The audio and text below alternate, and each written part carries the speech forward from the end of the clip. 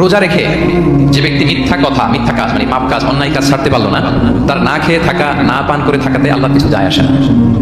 তার ওই রোজার আল্লাহর কোনো প্রয়োজন নেই। এটা জাস্ট উপোস, এটা জাস্ট অনাহার, জাস্ট আমি পানি খাইনি, আমি খাবার দাবার গ্রহণ করিনি, দ্যাটস ইট, এতটুকুই। এটা আল্লাহর কিছু যায় আসে না। এটার কোনো সিগনিফিকেন্স আল্লাহ তাআলার কাছে নাই যে রোজাও রাখলে আবার মিথ্যাও বলে, রোজাও রাখলে আবার গীবত করতেছে, রোজাও রাখে অন্যের জন্য অকল্যাণ কামনা করে, রোজাও রাখে খারাপ কাজ করতেছে, নিষিদ্ধ কাজগুলো করতেছে। তাহলে এই রোজা রাখা না রাখার সময় এই রোজায় কোনো ফায়দা নাই। এটা ওয়ার্নিং পাওয়া গেছে না এখানে, যে ওয়ার্নিং, রোজা রেখে সাবধান, কোনো পাপ কাজের সাথে জড়ানো। আরেকটা ভয়ঙ্কর ওয়ার্নিং, এটা বেসিক্যালি রাসূল সাল্লাল্লাহু আলাইহি ওয়াসাল্লামের পক্ষ থেকে গভীর হুঁশিয়ারি এবং বদদোয়া, বেসিক্যালি খুবই ভয়ঙ্কর বর্ণনাটা। মুসনাদে বাযযারে হাদিসটা এসেছে, হাদিসটি হাসান পর্যায়ের হাদিস। জাবির ইবনে সামুরা রাদিয়াল্লাহু তাআলা বলেন, সাইদান নবী সাল্লাল্লাহু আলাইহি ওয়াসাল্লাম আল মিম্বার, রাসূল সাল্লাল্লাহু আলাইহি ওয়াসাল্লাম মিম্বারে আরোহণ করলেন, ফাকালা আমিন আমিন আমিন, তিনবার তিনি আমিন বললেন, আমিন আমিন আমিন।